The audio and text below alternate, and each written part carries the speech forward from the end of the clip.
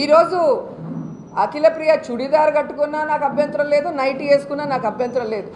కానీ మనకు ఒక సాంప్రదాయం ఏడ్చింది కదా, ఒక్కొక్క పదవికి ఒక్కొక్క కట్టుబొట్టు ఉండాలని. మరి తెలుగుదేశం పార్టీలో ఎన్టీ రామారావు గారు స్థాపించారు కాబట్టి ఆ సంస్కృతి సాంప్రదాయానికి గౌరవించి ఒక చీర కట్టుతో వస్తే గౌరవంగా ఉంటుందని మేము చెప్పాం. ఎందుకంటే నన్నపనేని గారు అలాగే చాలా చక్కగా తెలుగుతనం ఉట్టిపడే విధంగా ఉంటారు. రేణుకా చౌదరి గారిని మనం చూసాం, జయప్రద గారిని కూడా చూసాం.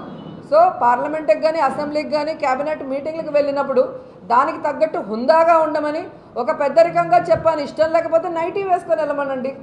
ఈరోజు వలువల గురించి ఇంత మాట్లాడుతున్నారే తెలుగుదేశం పార్టీ వాళ్ళు, మరి విలువల గురించి ఎందుకు మాట్లాడరు?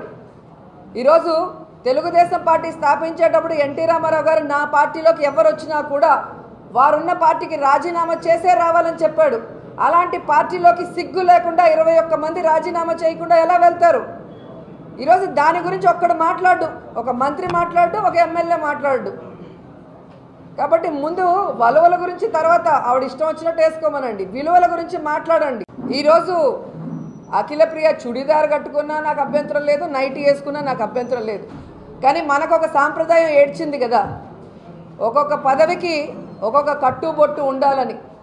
మరి తెలుగుదేశం పార్టీలో ఎన్టీ రామారావు గారు స్థాపించారు కాబట్టి ఆ సంస్కృతి సాంప్రదాయానికి గౌరవించి ఒక చీర కట్టుతో వస్తే గౌరవంగా ఉంటుందని మేము చెప్పాం. ఎందుకంటే నన్నపనేని గారు అలాగే చాలా చక్కగా తెలుగుతనం ఉట్టిపడే విధంగా ఉంటారు. రేణుకా చౌదరి గారిని మనం చూసాం, జయప్రద గారిని కూడా చూసాం. సో పార్లమెంట్కి కానీ అసెంబ్లీకి కానీ క్యాబినెట్ మీటింగ్లకు వెళ్ళినప్పుడు దానికి తగ్గట్టు హుందాగా ఉండమని ఒక పెద్దరికంగా చెప్పాను. ఇష్టం లేకపోతే నైటీ వేసుకొని వెళ్ళమనండి. ఈరోజు వలువల గురించి ఇంత మాట్లాడుతున్నారే తెలుగుదేశం పార్టీ వాళ్ళు, మరి విలువల గురించి ఎందుకు మాట్లాడరు? ఈరోజు తెలుగుదేశం పార్టీ స్థాపించేటప్పుడు ఎన్టీ రామారావు గారు నా పార్టీలోకి ఎవరు వచ్చినా కూడా వారున్న పార్టీకి రాజీనామా చేసే రావాలని చెప్పాడు. అలాంటి పార్టీలోకి సిగ్గు లేకుండా 21 మంది రాజీనామా చేయకుండా ఎలా వెళ్తారు? ఈరోజు దాని గురించి ఒక్కడు మాట్లాడు, ఒక మంత్రి మాట్లాడు, ఒక ఎమ్మెల్యే మాట్లాడు. కాబట్టి ముందు వలువల గురించి తర్వాత ఆవిడ ఇష్టం వచ్చినట్టు వేసుకోమనండి, విలువల గురించి మాట్లాడండి. ఈరోజు అఖిలప్రియ చుడిదార్ కట్టుకున్నా నాకు అభ్యంతరం లేదు, నైటీ వేసుకున్నా నాకు అభ్యంతరం లేదు. కానీ మనకు ఒక సాంప్రదాయం ఏడ్చింది కదా, ఒక్కొక్క పదవికి ఒక్కొక్క కట్టుబొట్టు ఉండాలని.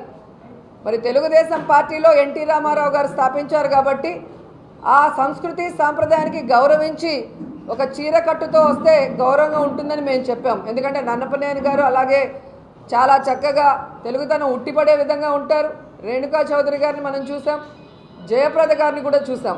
సో పార్లమెంట్కి కానీ అసెంబ్లీకి కానీ క్యాబినెట్ మీటింగ్లకు వెళ్ళినప్పుడు దానికి తగ్గట్టు హుందాగా ఉండమని ఒక పెద్దరికంగా చెప్పాను. ఇష్టం లేకపోతే నైటీ వేసుకొని వెళ్ళమనండి. ఈరోజు వలువల గురించి ఇంత మాట్లాడుతున్నారే తెలుగుదేశం పార్టీ వాళ్ళు, మరి విలువల గురించి ఎందుకు మాట్లాడరు?